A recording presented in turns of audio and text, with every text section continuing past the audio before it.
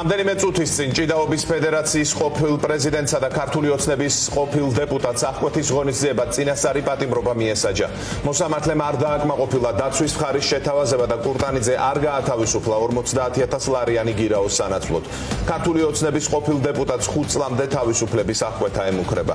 პროკურატურამ ბრალი მას 2 ეპიზოდზე წარუდგინა. ერთი არის ოჯახის წევრის მიმართ დამცავი ორდერით გათვალისწინებული მოთხოვნების შეუსრულებლობა, მეორე ვალდებულებების შეუსრულებლობა. პროკურატურის ტექსტში ნახსენებია ყოფილ მეუღლეზე ძალადობა, ოჯახის წევრის მიმართ ნივთის განზრახ დაზიანება და ოჯახის წევრის მიმართ დამცავი ორდერით გათვალისწინებული მოთხოვნებისა და ვალდებულებების შეუსრულებლობა. თამარ თედიაშვილი შემოგვიერთდა ახლა პირდაპირ ეთერში ბათუმიდან, სწორედ იქ გაიმართა სასამართლოს ხდომა. თამარ, რა შეგიძლია გითხრა, ჩვენ დეტალებში ვნახავთ ამ საქმის მთელ არსს ჩვენს სიუჟეტში, თუმცა ეს ბოლო ფრაგმენტი ბრალის წარდგენის და ლუკა კურტანიძეს თუ ჰქონდა რაიმე განცხადება პროცესზე ამის შესახებ, რომ გვიამბოთ.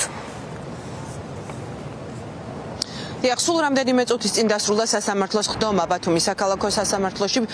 სასამართლო მიმსჯელა ლუკა კურტანიძის აღკვეთი ღონისძიების შესახებ და როგორც თქვენ უკვე უთხარით ჩვენს მაყურებელს, ყოფილი დეპუტატი დატოვეს პატიმრობაში.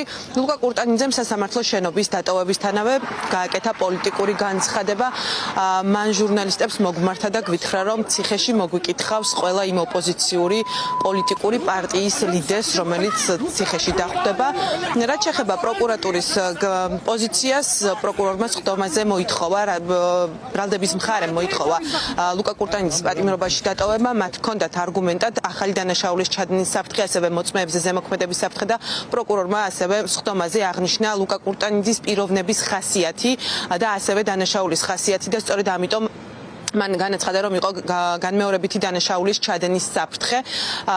როგორც უკვე გითხარით, მოსამართლემ გაიზიარა ბრალდების მხარის შუამდგომლობა და ლუკა კურტანიძე პატიმრობაში დატოვეს. ჩვენ ახლა შეგვიძლია მოვისმინოთ ეს ნაწილი. ნიკანორ იმას რაფე მელიასაც იმასაც რაფე კიდე მინარი კიდე ციხეში ყველას მოგიკითხავთ. რას ნიშნავს მართა?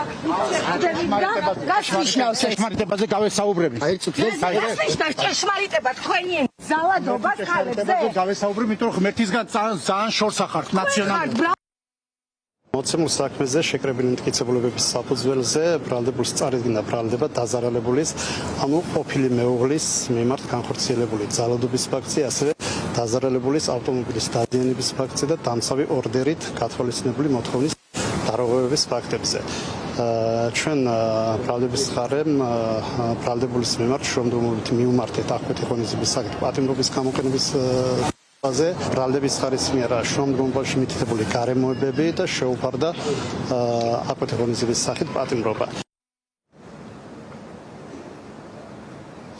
ლუკა კურტანიძემ პოლიტიკური განცხადებები გააკეთა სასამართლოს შენობაშიც. მან ემოციებით სთხოვა მოსამართლეს, რომ პატიმრობაში არ დაეტოვებინათ. მისი განცხადებით მთავარი мотиваცია და მიზეზი, რის გამოც მოხდა ეს ყველაფერი, იყო ის, რომ ის ოჯახის შენარჩუნებას ცდილობდა თავის დროზე და მისმა ყოფილმა ცოლმა ამ ყველაფრით ისარგებლა.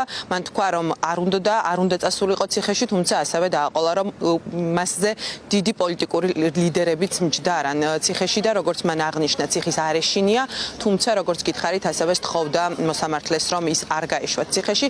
მან შეიძლება ითქვას, რომ ყველა ბრალდება აიცილა, თავს უდანაშაულოდ თვლის და განაცხადა, რომ მისი ყოფილი მეუღლის ხათუნა მიქაცაძის ბრალეულობა ამ საკითხში, მისი განცხადებით ხათუნა მიქაცაძე მოტყუებით გადააფორმებინა მას ყველა ქონება, ის დაეუფლა ამ ქონებას და ლუკა კურტანიძემ დეტალურად გაიხსენა ის წლები, როდესაც ისინი ცხოვრობდნენ ერთ ოჯახად.